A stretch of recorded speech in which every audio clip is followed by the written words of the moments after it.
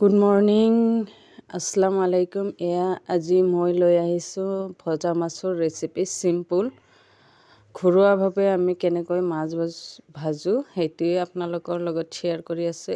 মাছখিনি মই ভালকৈ ধুই লৈছোঁ। তাৰপিছত ইয়াতে দি দিম মই নিমখ, হালধি আৰু শুকান জলকীয়াৰ গুড়ি। মই লৈ লৈছোঁ জলকীয়াৰ গুড়ি 1 চামুচ। তাৰপিছত দি দিম হালধি গুড়ি, তাৰপিছত নিমখ আধা চামুচ দি এইখিনি ভালকৈ মিক্স কৰি ল'ম। এইটো হ'ল হালধি গুড়ি,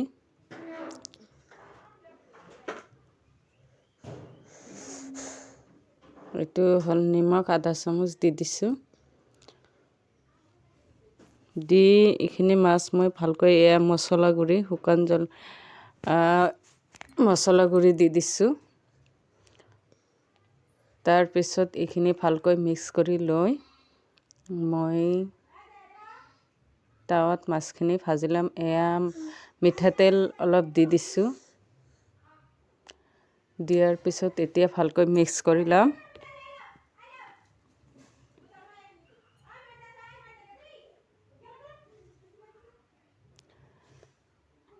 ভালকৈ মিক্স কৰি লোৱাৰ পিছত মাছখিনি ভাজি ল'ম।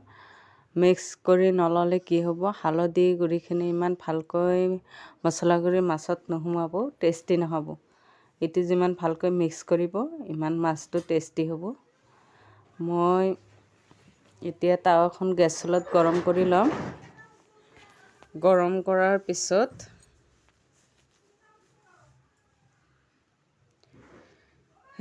মই গেছ চুলালৈ আহিছোঁ। আজি যিহেতু দুপৰীয়া সময়ত বনাই আছোঁ, ৰুমটোত অলপ পোহৰ পৰিছে, যাৰ বাবে মই আজি ভাবিলোঁ গেছ চুলাত আজি ট্ৰাই কৰোঁ।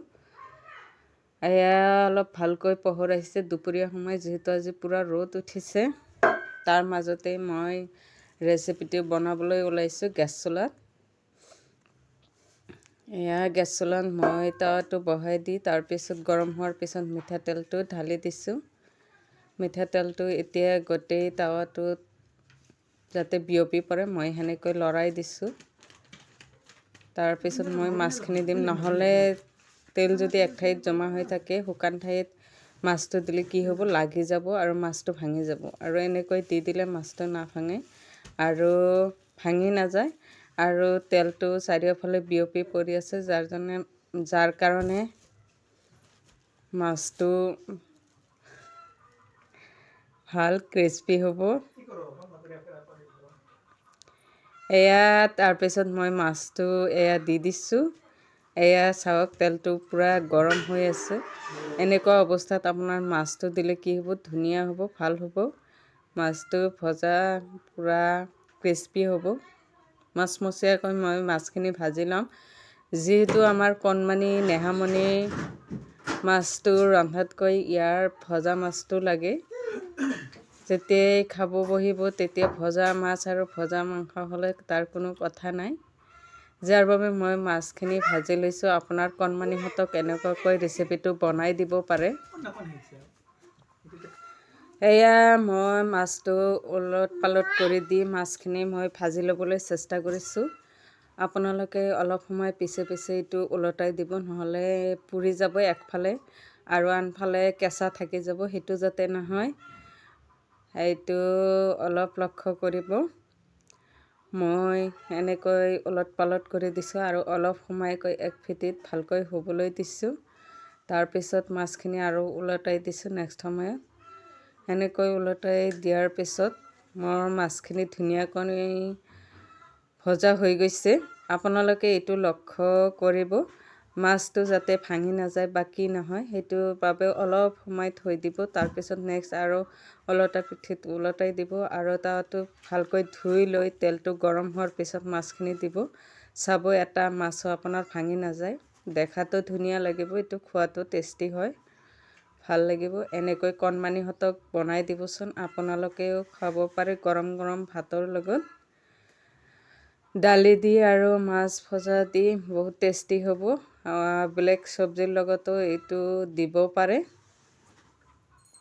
মই কণমানিক দালি দি আৰু ভজা মাছ দি দিম। যাৰ বাবে আজি ভজা মাছটো শ্বেয়াৰ কৰিলোঁ আপোনালোকৰ লগত।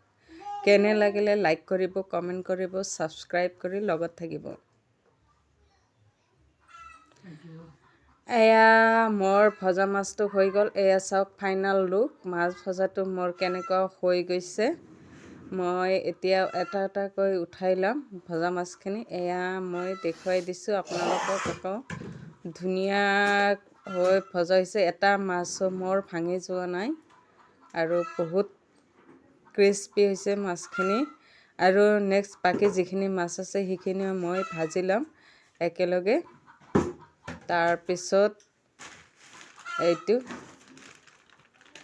মই একেবাৰে অৰ্গেনিক পদ্ধতিত দেখুৱাই দিছোঁ আপোনালোকক। মই ঘৰত কেনেকৈ মাছ ভাজোঁ সেইটো পদ্ধতি আপোনালোকক দেখুৱাই দিছোঁ, একেবাৰে ইজি।